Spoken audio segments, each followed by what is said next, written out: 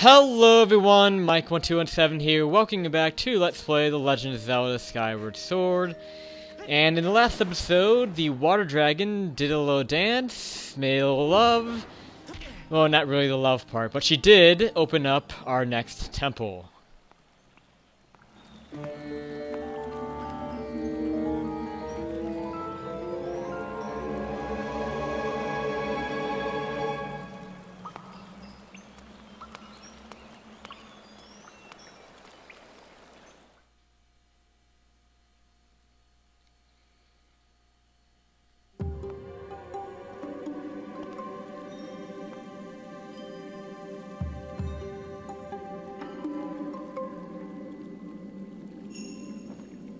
Welcome to the Ancient Cistern, the fourth temple of the game.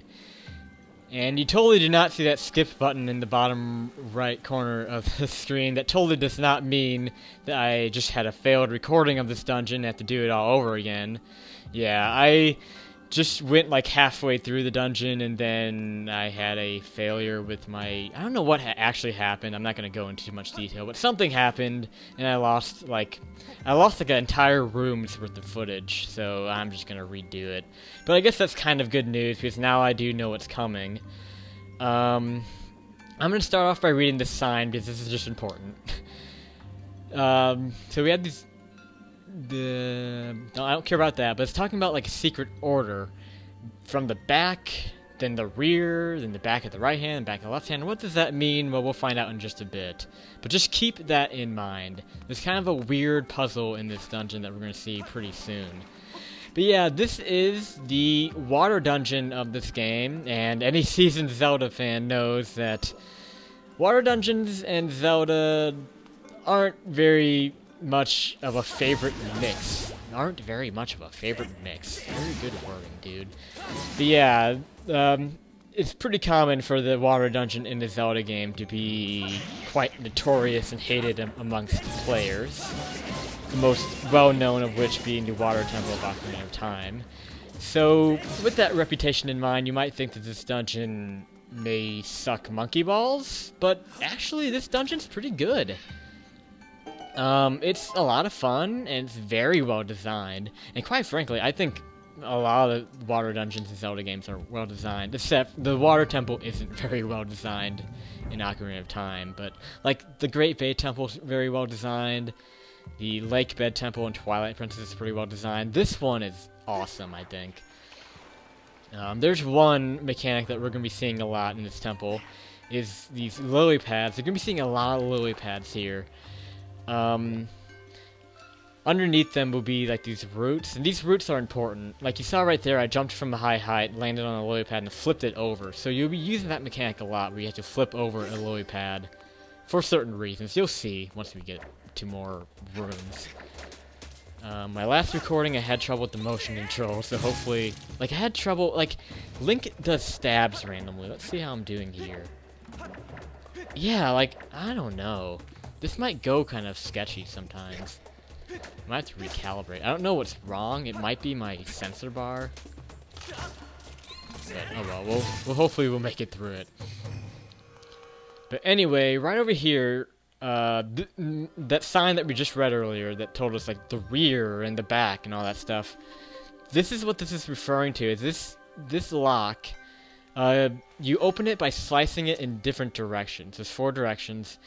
And it's kind of like a combination lock. And you have to do it in a certain order. Like, you have to slice it in a certain order. Now, what the sign said, it said from the back, then the rear, then the back of the left hand, then the back of the right... No, it was the back of the right hand, back of the left. I'm thinking... So, basically... God, it's hard to explain, but what that means is that it refers to the direction that you're starting your swing from. So, from the back is vertical. From the rear... Oh, come on, don't do this. See, look at this. My Wiimote's pointing down right now, and he's pointing it up. Yeah, it's screwy right now. Yeah, it's screwy. I need to recalibrate this. That's really screwy. I don't know, like, what the problem is. I'm going to try to adjust the sensor bar a little bit. I'm going to recalibrate. It's so frustrating.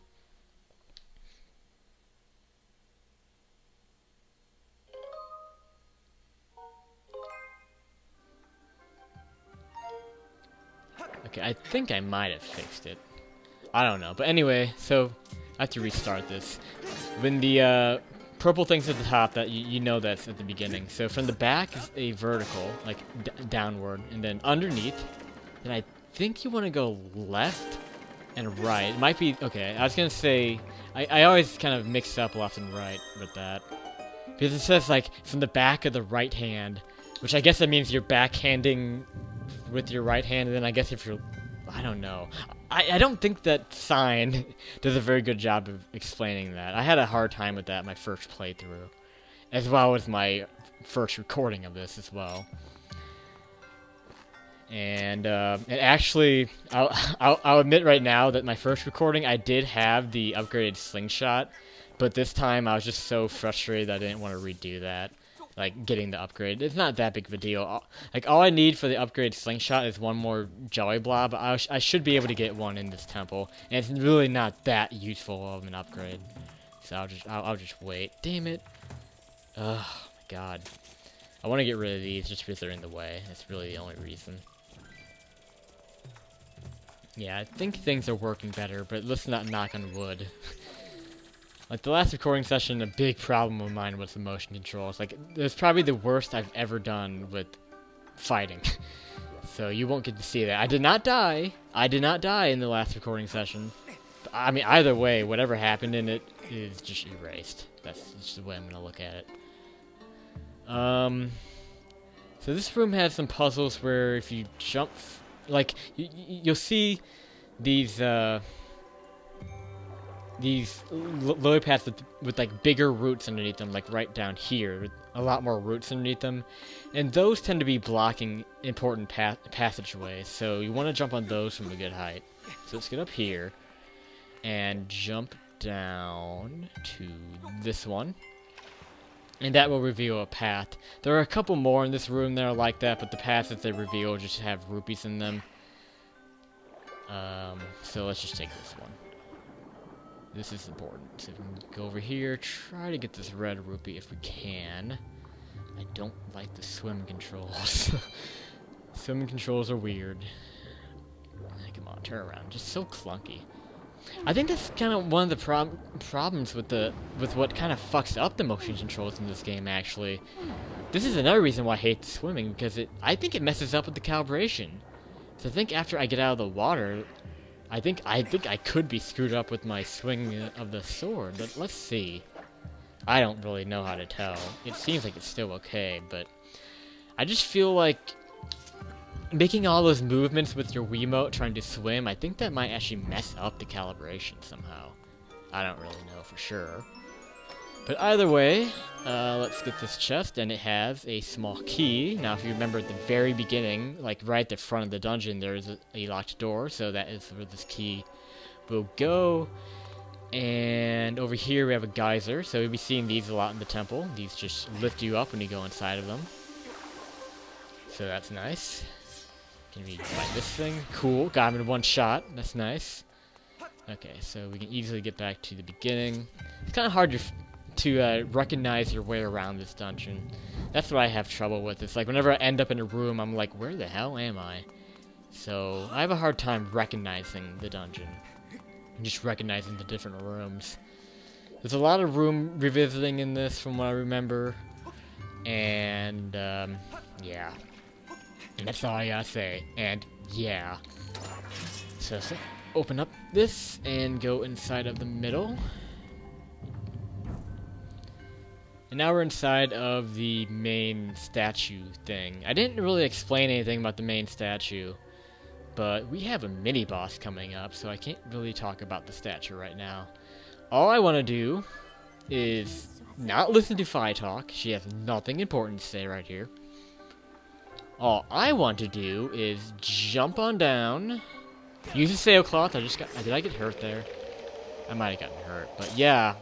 Pretty early mini-boss here. It is a familiar foe, but looks a bit stronger. This is another style foe, of course. Oh, God. This is where the motion control problems in the last recording really messed with me. But hopefully it doesn't go as bad this time. It kind of got close last time I did this. Yeah, I don't know. Okay, let's get some ground here. I'm gonna try to be really elegant with the way I swing my Wiimote. If I have to, I can use spin attacks. That might be the best way to go about hitting him. Okay, so after you hit him a few times, he will sprout a couple more arms. Now he's a four-sworded one. So he only really has one opening now. Man, I have trouble with this. I don't know, I'm thinking spin attacks might be the best way to deal with this. Stab, yeah, shit. He did 2 hearts damage there. Having a little bit of trouble, but not as much as last time. Yeah, he's a bit more aggressive. I can't do that. Like, the problem with this game in general, with the swinging of the sword, is whenever you're moving your sword in position to do a certain movement, like, sometimes it reads it as a swing, and it's not. Like, I'm moving my sword in direction to swing to the right, but it would read it as a leftward swing. That's just like an example. Like, I can't do those for whatever reason. Yeah, because I'm trying to swing up, and he goes under because I'm moving my Wiimote up to swing down. I don't know if I'm making sense at all. Man. Okay, I'm gonna have to stab. I'm gonna run around and grab some of these. This is scary. This is scary. Okay, no, see, I'm trying to backhand. He's not doing it. I wonder if using I'm not really using my shield at all, am I? Oh my god. Let's get that. I'm starting to get more aggressive. I just want this over with.